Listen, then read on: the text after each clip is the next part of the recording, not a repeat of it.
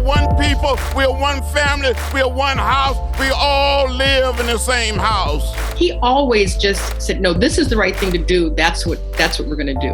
On this edition of Let's Talk Cincy, we remember civil rights icon John Lewis.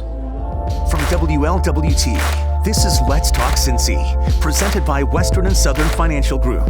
Put our financial strength behind you. The nation lost a civil rights and political giant. Longtime Georgia Congressman John Lewis died at the age of 80 following a very tough battle with pancreatic cancer. Hello, I'm Alexis Rogers. And I'm Curtis Fuller. If ever there was a person who epitomized the term hero, it was John Robert Lewis, a person admired for courage, achievement, or noble qualities. Congressman Lewis was no stranger to Cincinnati, so it seemed fitting that we talk with people who knew him and were inspired by his tireless pursuit of justice and equality. It was a gut punch when I learned that he had passed away. It just felt like the world was crashing down. Stephanie Jones worked with John Lewis in Washington. Her father, the late federal judge Nathaniel Jones, also worked side by side with John Lewis during the civil rights movement. They loved each other very much. They had worked together over the years, and they just had a tremendous admiration for one another. They used to joke around because both of their wives were named Lillian. And so they laughed about how they'd married up. Paul Booth also has fond memories of his friend and mentor. He was a person that knew no strangers. He was unassuming.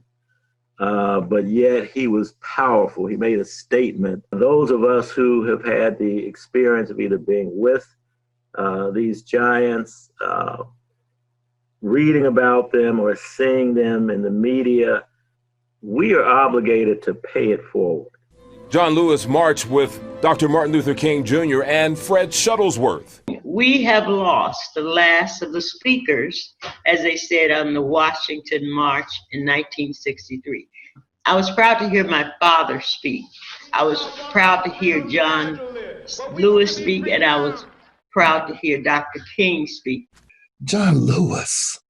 I mean, if you tried to write a story about what it was to be a black man in Jim Crow America, John Lewis, sharecropper, poor, raised on the faith of his grandparents and the parents, and surrounded all his life by dignity. I mean, they were poor, but his family had dignity, and oh man, I mean, that guy. And the remarkable thing about John Lewis and C.T. Vivian and Bevel and the rest is that they all looked to ministry as sort of a way of not only, communicating on behalf of God, but also a way of lifting the people, not just on Sundays, but lifting the people holistically.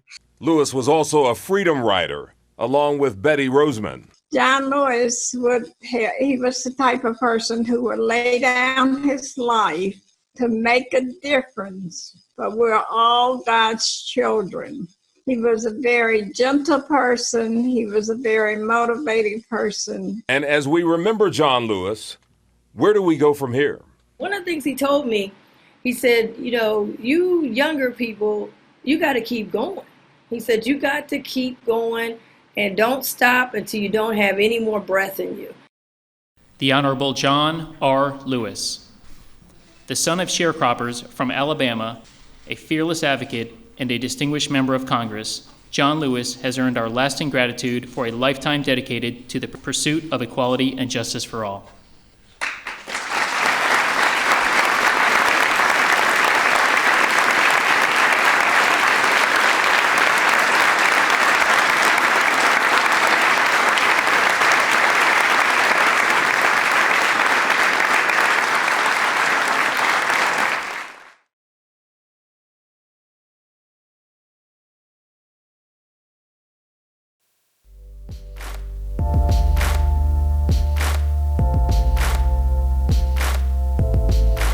When I heard of the passing of John Lewis, one of the first people I thought about was a longtime friend, Stephanie Jones.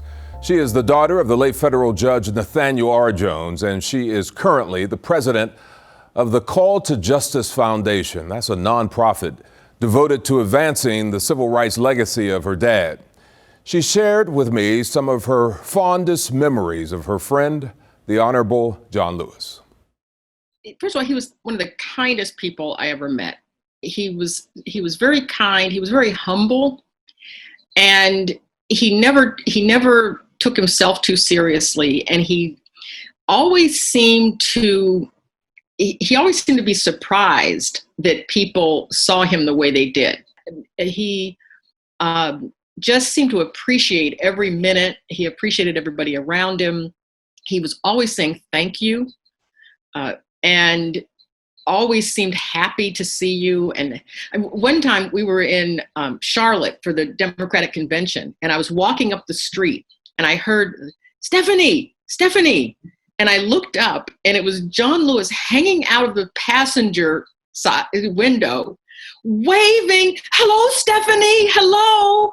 And he seemed to be so just excited that he saw, and of course he was surrounded by people he knew. I mean, everybody was in Charlotte that week, but to have him just that happy to greet you because he saw you walking down the street. And I thought, wow, a lot of cool things have happened at this convention, but I think John Lewis shouting out at me on the street is probably one of the better things.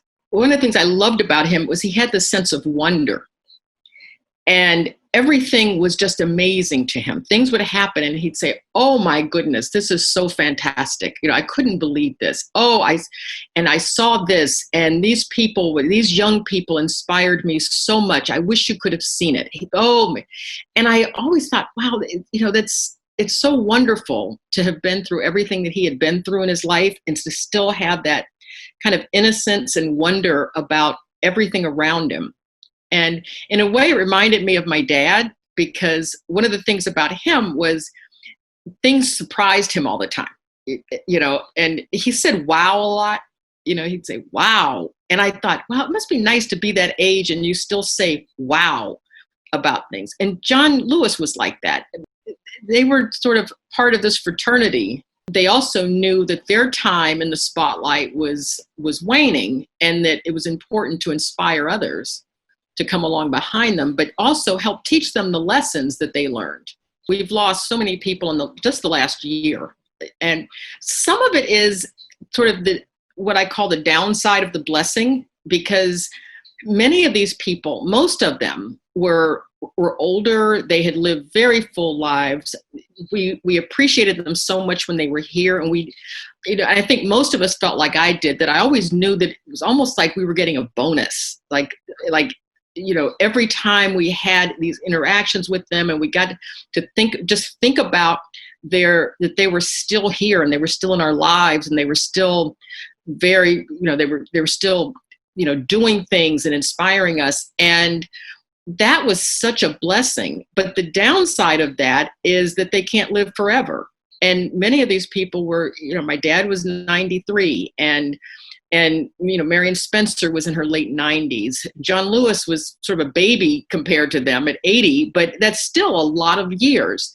And C.T. Vivian was in his 90s. Reverend Lowry was old.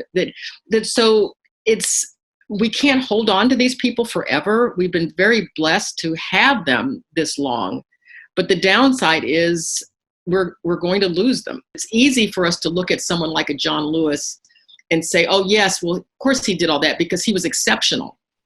But he was an average person who did exceptional things, who showed incredible courage and probably pushed far beyond his comfort zone, and this man must have been terrified a good part of his life, but he did it anyway. And I think that's kind of daunting for us, because it's easy to attribute greatness to people who are bigger than life. It's harder to understand how ordinary people do these kinds of great things and the courage it takes. But that also means that we can all do that. And we can all do great things, and we can all push beyond our comfort, and don't leave it to, don't treat him as if he was just an icon who wasn't like us. He was so down to earth. He was just like us. And but he showed us how everybody can do extraordinary things and make a difference. And so that's what I think of today when I think about him. You know, Stephanie tells a great story about being in South Africa when President Clinton paid a visit to Nelson Mandela. The staff allowed her to use Mandela's office to work in. She says, as she sat at his desk, the first thing she did was check out the books on his shelf. Among the books within arm's reach for frequent reference was a book entitled Walking with the Wind, a memoir of the movement. That book is by John Lewis. Well, inspiring the next generation of civil rights leaders, how John Lewis's legacy lives on when Let's Talk Cincy returns.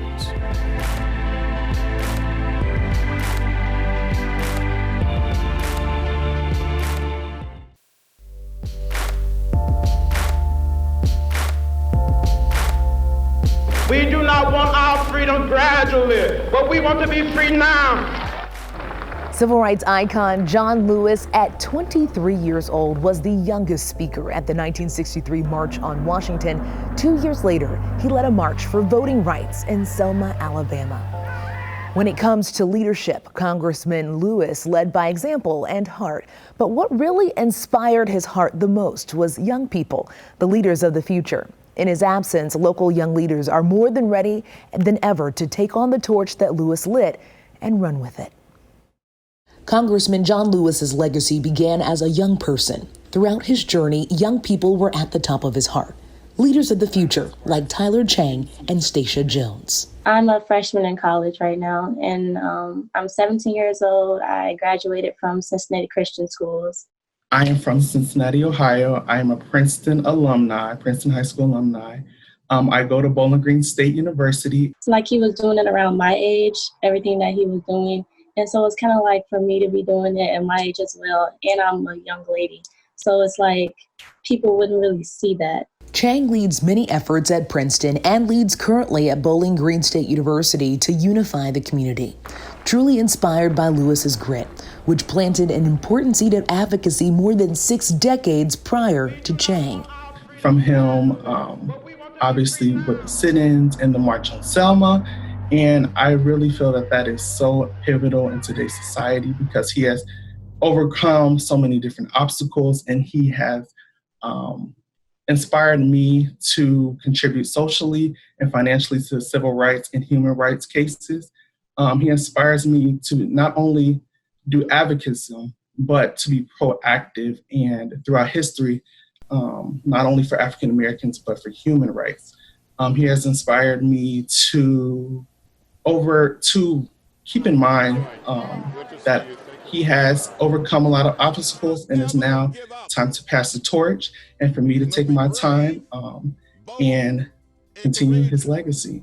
Jones says Lewis's advocacy implored her to take even more pride in her own family tree. My grandma, for example, she knew all of the individuals like the Black Panthers and stuff. And my aunt who died, she had the same name as me and she died before I was even born. But like there's newspapers and she used to speak out about it too. So it's kind of like in our family, even though we don't talk about it as much. And I've been through racism as well, whether in a Catholic school, in a Christian school, just in a regular school in general. So it's definitely there and it definitely shouldn't be, but we're trying to change it. Now she, along with other students called Generations of the Unheard, continue to organize rallies throughout Cincinnati to continue the work civil rights giants like Lewis fought so hard for. We want to basically shine a light on systematic racism towards all individuals of color and to raise awareness. So eventually, later down the road, we're going to have like educational sites where people can come and get educated about, you know, just history in general that they don't teach in schools. I hope to see a lot of change, probably a change in police brutality, a change in racism, more people educated about, you know, Black history, because they don't really teach that in school and you have to learn yourself. For Chang, he's eager to continue running the ultimate race for the human race. Doing a relay, for instance, you have one person passing the baton. They're going hard. And now I'm the next person to grab the baton. And I have to run with it. I just have to run, and I have to keep fighting, and I have to keep doing what is right that I know for African American and for human rights. So I'm going to take that baton. I'm going to fight back, and we're going to get my community, since I am a leader in the community, and we're going to all unify together, and we're going to make this world a better place. Jones agrees there's still much work to be done. I would tell them it comes in any age, any race. It doesn't matter really. But we just want to make a change, and we want to see a change. And we've all been through things, and we're all not Black. We all come in different shades. So it's like for all of us to really go through something together or to experience the same things, it's kind of like, wow, it opens our eyes more. And then people come and they tell their story too. And it just opens our eyes even more and gives us an opportunity to do what we have to do. Never forget the people who have taken the strides to help with civil rights and African Americans and for human rights, but also do your own personal research, read, and empower yourself first. That will be my call of action. Empower yourself, because you can empower others by empowering you first. Don't be afraid to speak your mind or to use your voice, because sometimes your voice, it can reach other individuals and it has a platform to go to other places. So if you have a voice and you want to speak, don't be afraid to do it. Life lessons that will allow Lewis's legacy to live on in the best of ways. I am good trouble. When it comes to good trouble, we know that Congressman Lewis knew exactly how that worked. Generations of the Unheard plan to continue programming and hopefully have direct centers where people can learn and be empowered. And as for Tyler, he says that he too has some community action steps up his sleeves that he really looks forward to putting in place at school and right here at home. We'll be right back.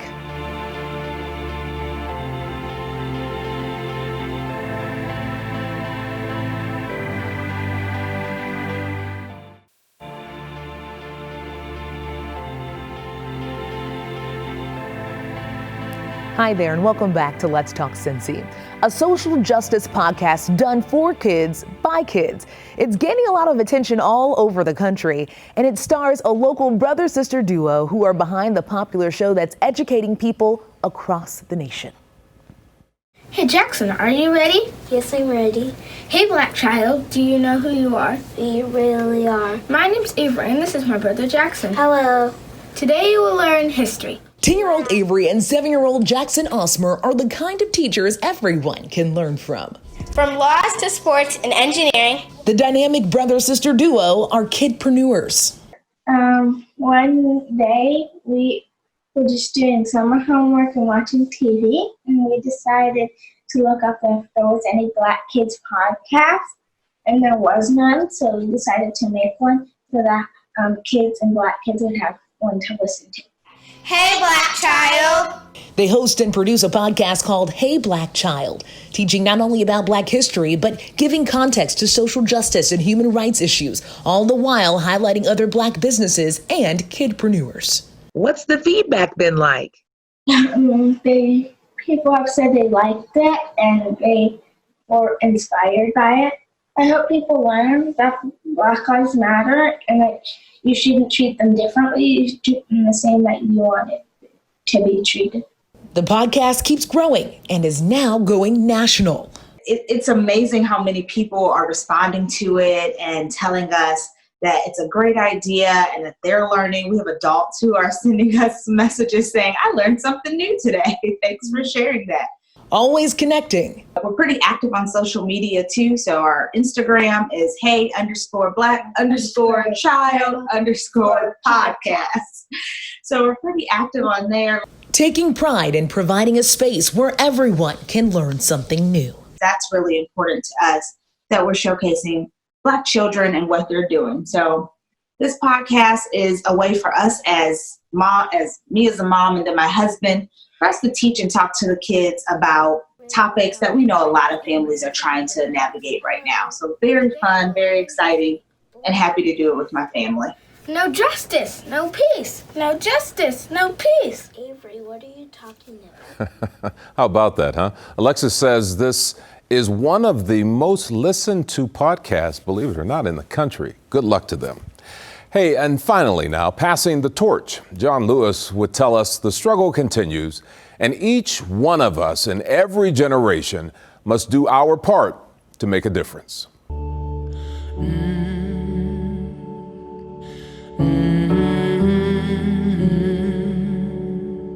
Black Lives Matter to me means that there's not another race that when you're walking down the street, somebody's going to see you as a constant threat. And if we want an equal society, we can't all be equal until the black community is put on the same tier as any other race. We are Soul Bros. We are not thugs. We are not drug dealers. We are not dangerous. We are scholars. We believe that you can do anything if you surround yourself with people that tell you you can. We believe that you can change the world with a dream and a friend. Sadly, they face a world where they are often still being judged by the color of their skin and not the content of their character. They wanted to lend their voice. Teenagers growing into black men. As long as you're black, you could be following all the rules and you could still end up in George Floyd's place. We believe that our generation is not lost. We just seek to be inspired. We believe that inspiration is a solution to all that is wrong in the world and the motivation for everything that's right in the world. And we hope to be that inspiration.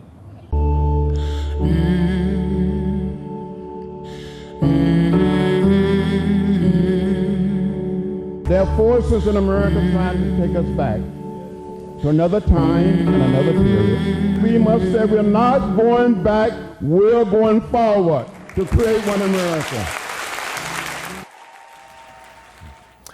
You know, John Lewis made his last public appearance June 7th, and it was at the Black Lives Matter Plaza out in Washington, D.C. He said people are sending a powerful message about better days ahead. He said, we will get there. How about that, huh? Man, he was so wise, even at a young age. Yeah. And continued to bless us with his wisdom. So he will definitely be missed. Yeah.